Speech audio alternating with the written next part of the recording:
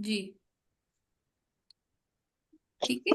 तो आपको tissue diagnosis is very important, चाहे वो स्टेज 3 हो चाहे वो स्टेज 4 हो। स्टेज 4 के अंदर तो tissue diagnosis is must, without उसके नहीं हो सकता।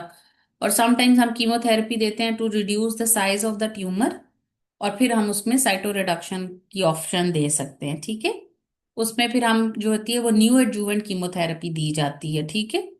फिर आपको सारे सारे एजेंट्स के नाम याद होने चाहिए, वो क्लियरली आपकी फीगो वाली जो मैंने शेयर की है, मैं दोबारा शेयर कर देती हूँ अभी यहाँ पे।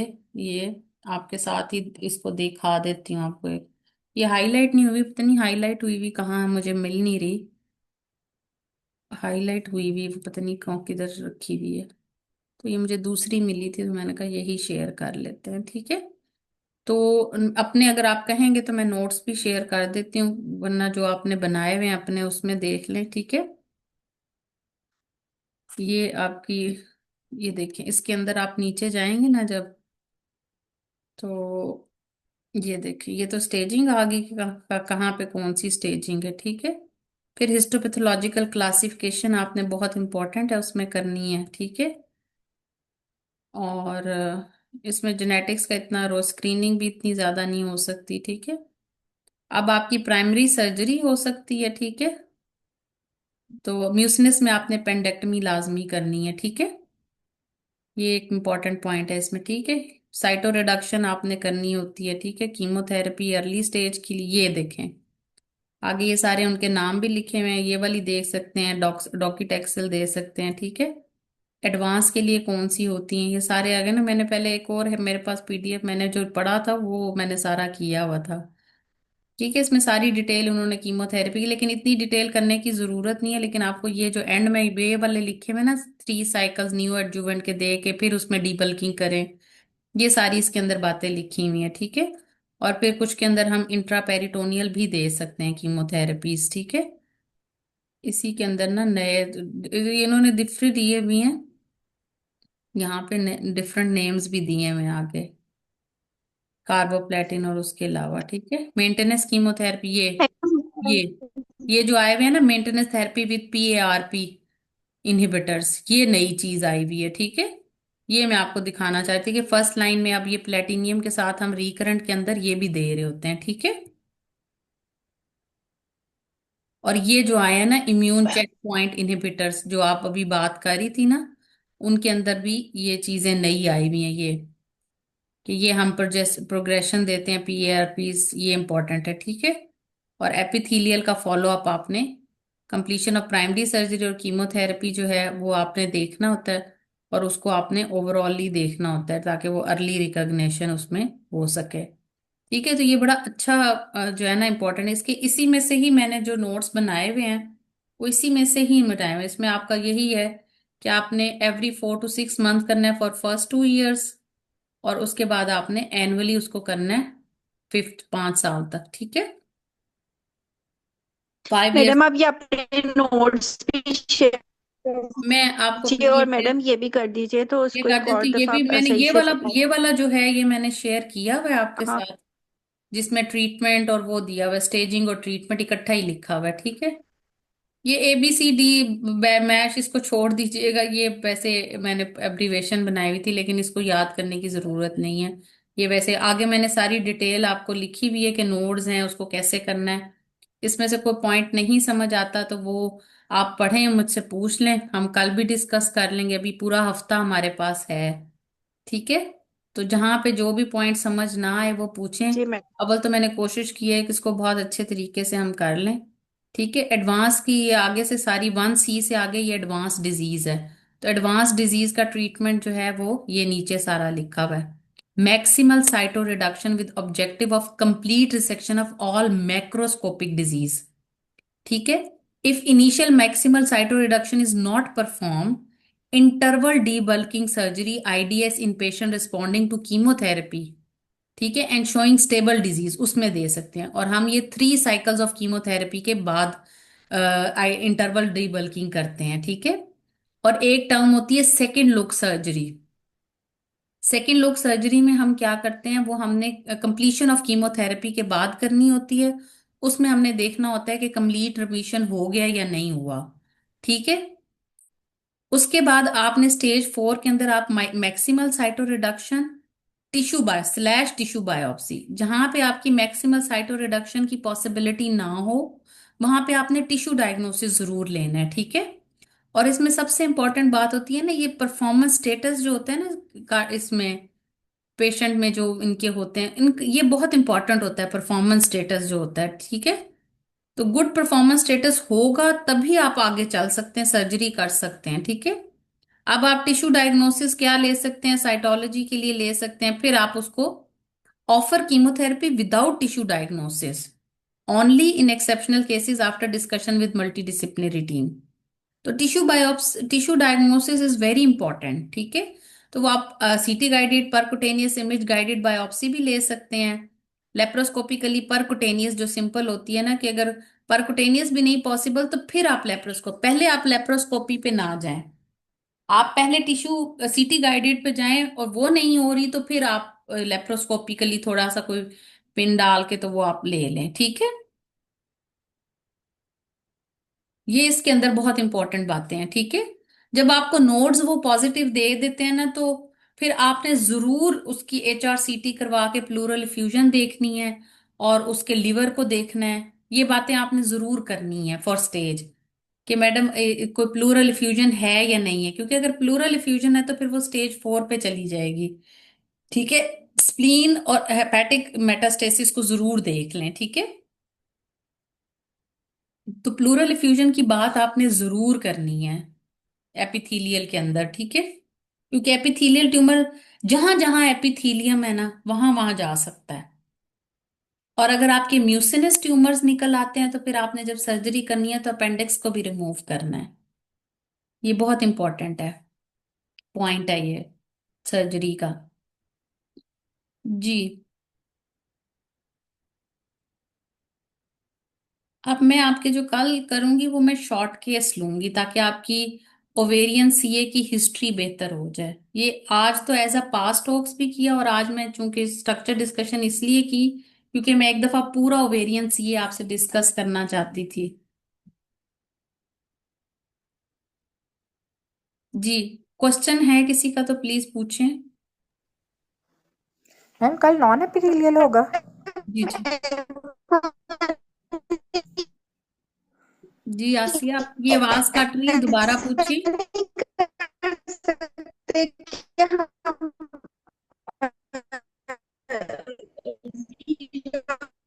आसिया, आपकी आवाज मैडम कट रही है। स्टार्ट कर। आसिया, आपकी मैडम ऐसा आवाज नहीं, बेनाइन से स्टार्ट। जी बताइए आसिया, आप बोलिए। मैडम अभी आई।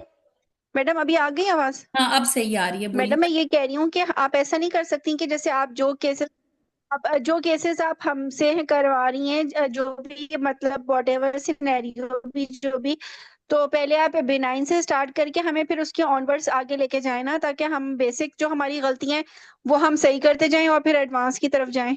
क्योंकि बिनाइन के तो आप लोग, बिनाइन में तो कुछ भी नहीं करना होता, सादा सा बिनाइन सा केस होता है, उसमें आपने क्या ऑफर करनी होती है, सिस्टेक्टमी ऑफर कर देनी है। सीएज नहीं सीएज आर मैडम, मैं ये नहीं डिफिकल्ट कर। ना, सीएज आर डिफिकल्ट। मैडम आप सीए से स्टार्ट मतलब लाइक सीए का थोड़ा सा बिनाइन आपको जैसे आने अभी नहीं आज ना, वाला तो। बिनाइन आपको क्यों आएंगे मैडम आप। नहीं मैडम, मैं ये कह रही हूँ कि जैसे सीए का जो आज वाला है ना वो बहुत ही ज्यादा मुश्किल सा था ना, तो थोड़ा सा इससे हल्का सान वाला ना, तो फिर ताकि थोड़ा टेम्पो बने, थोड़ा समझ आए, फिर थोड़ा मुश्किल पे जाएं। ऑन्कोलॉजी में अब ऑन्कोलॉजी अभी देखें, हमारा सर्विक्स हो गया, एंडोमेट्रियम हो गया, हिस्ट्री पॉइंट्स तो वही रहते हैं ना। ये डिफिकल्ट क्यों था, स्टेज 4 है डिफिकल्ट, स्टेज 4 तो मुझे आसान लगता है। मैं सीए मैडम सीए ओवरी में ना, मैं हमेशा जो होता है ना सिनेरियो वाइज इसकी मैनेजमेंट में मैं कंफ्यूज हो जाती हूँ कि पहले कीमो करनी है कि पहले साइटो करनी है कि पहले सर्जरी करनी है तो कि वो पहले यही तो बाद में आज कीमो यही तो करनी है। डिस्कस अभी करना था ना, देखें। आपका एपिथी अगर आपका स्टेज 1 है तो आपने सर्जरी तो आपने करनी ही सर्जरी है। कोई भी स्टेज स्वाय स्टेज 4 के ऊपर आपने करनी है तो इसके अंदर सर्जरी ही ना। पहली ऑप्शन तो सर्जरी है, कीमो तो बाद, न्यू एडजुवेंट तो सिर्फ आपने उन केसेस के अंदर देनी होती है, न्यू एडजुवेंट, अदरवाइज तो सारों के अंदर सर्जरी प्लस कीमोथेरेपी है, ठीक है।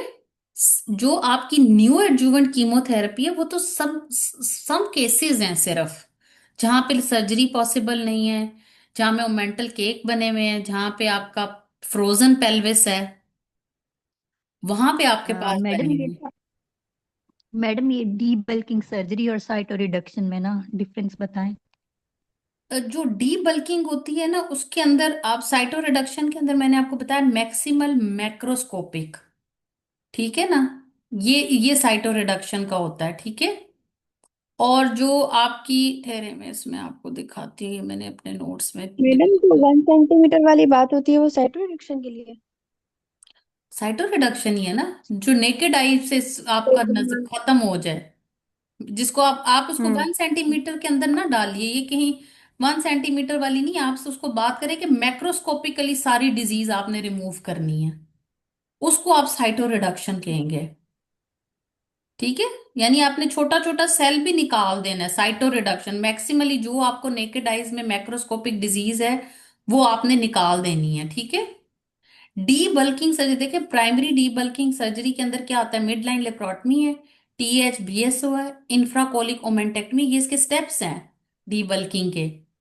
मिड लाइन करनी है लेप्रोटमी, टीएच बीएसओ करनी है, इंफ्राकोलिक ओमेंटेक्टमी करनी है, biopsies of any peritoneal deposits करने हैं, फिर random biopsies of pelvic and abdominal peritoneum करनी है, और रिट्रोपेरिटोनियल लिम्फ नोड की असेसमेंट करनी है।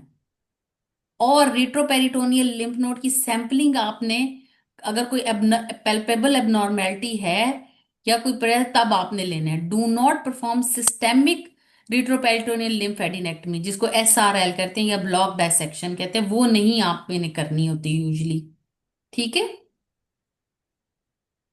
Do not perform, standard treatment में नहीं करना, जहां पे जरूरत हो वहां पे आपने एसआरएल करनी है। तो प्राइमरी डी बल्किंग की डेफिनेशन में आपका आती थी midline laparotomy, TH BSO, infracolic omentectomy, biopsies of any peritoneal deposits, and random biopsies of pelvic and abdominal peritoneum, और रिट्रोपेरिटोनियल लिम्फ नोड असेसमेंट। और सिर्फ रिटोपेनिटोल नोड असेसमेंट में से सैंपलिंग आपने उनकी करनी है जो आपको पेल्पेबल एबनॉर्मेलिटी, जिम यानी इरेगुलर नोड है, आपको पेल्पेबल हो रहा है तो वो ले लें। ये आपकी है डीबल्किंग। और साइटो रिडक्शन में जहां जहां जो कुछ नजर आ रहा है वो सारा कुछ निकालो, ठीक हो गया, समझ आ गई शहजीना? जी मैडम आ गई समझ।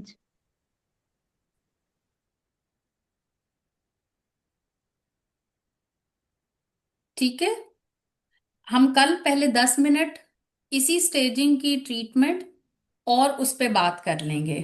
और आसान केस आसिया कोई भी नहीं, बिनाइन आपको नहीं आने हैं, benign ovarian cyst is very rare के कोई अलग से स्ट्रक्चर डिस्कशन आपको, क्योंकि आपका एक स्टेशन ऑन्कोलॉजी का आना है और अभी मॉड्यूल आपका ऑन्कोलॉजी का रह जाएगा। यस, बिनाइन आप पढ़ सकते हैं, वैसे कि बीच में किसी और के साथ आ जाएगा तो आप उसको कर सकते हैं, या कुछ सवाल पूछ ले तो आप कर सकते हैं।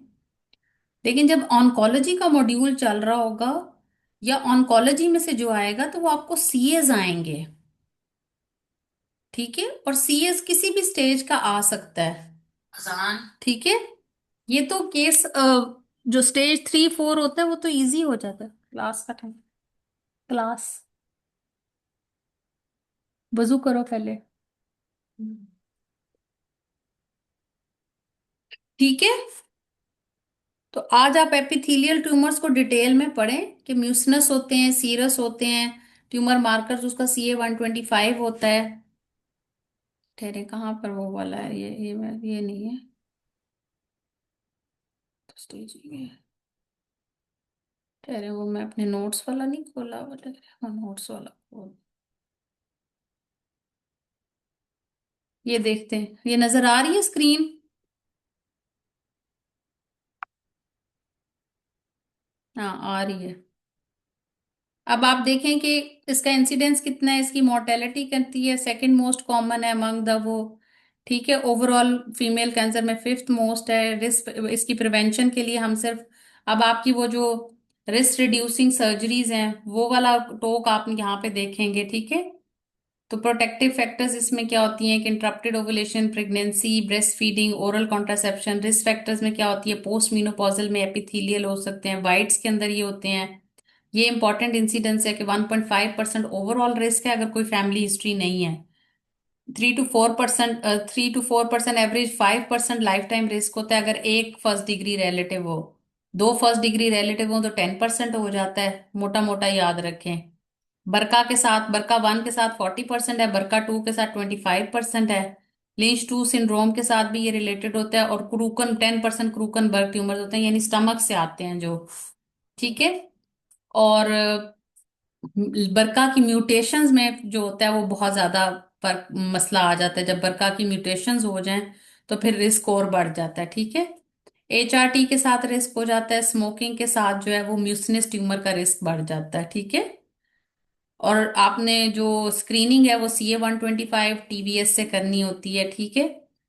और उसके अलावा जो है आपने स्प्रेड इसका लोकल होता है, रप्चर ऑफ कैप्सूल के साथ ये करता है। CA 125 आपने करना है, 30 यूनिट्स उसकी कट ऑफ है। सेंसिटिविटी 80% 75% होती है। ठीक है। ये कुछ आपके जो दूसरे हैं LDH डिस्टर्मिनोमा में, ये सारे तो आपने पहले भी याद किए हुए ही होंगे। ठीक है।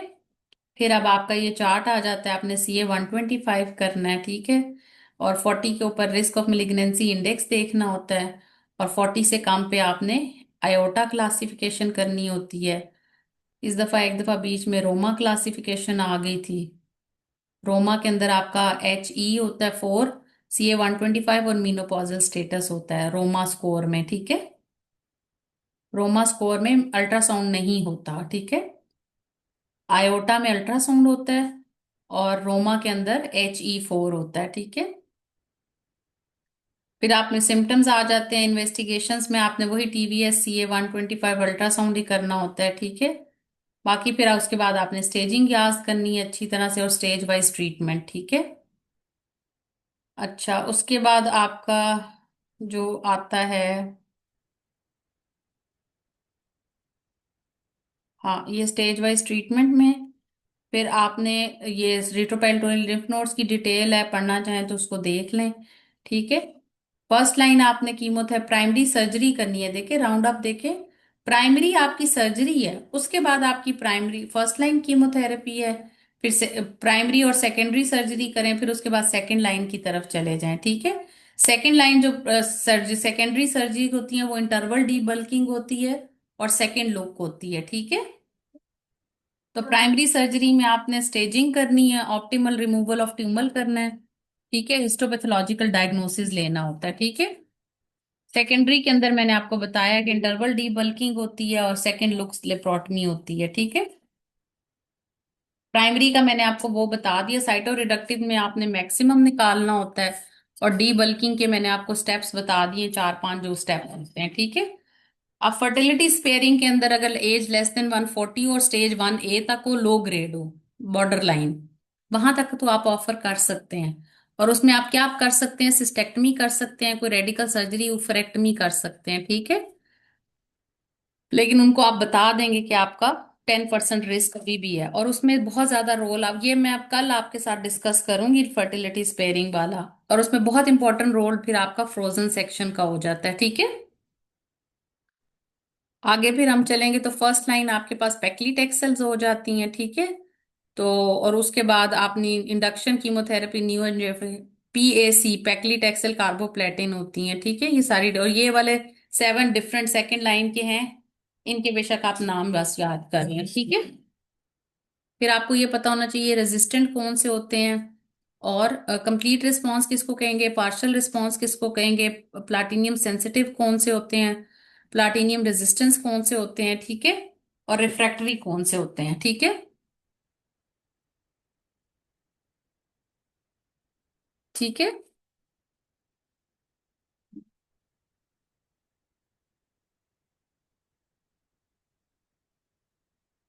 जी।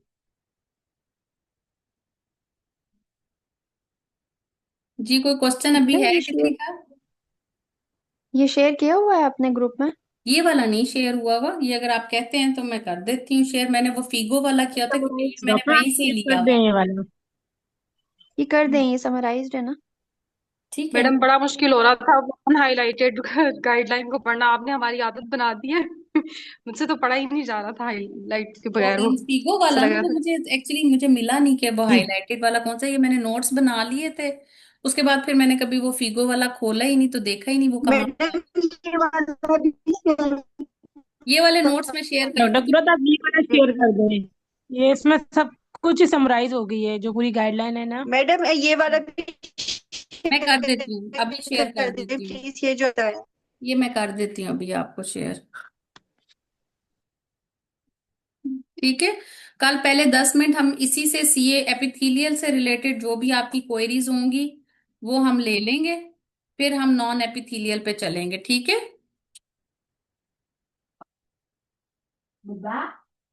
मैडम चलिए ओके, फिर कल इंशाल्लाह मिलते हैं 7:30 बजे। ओके, अल्लाह हाफिज।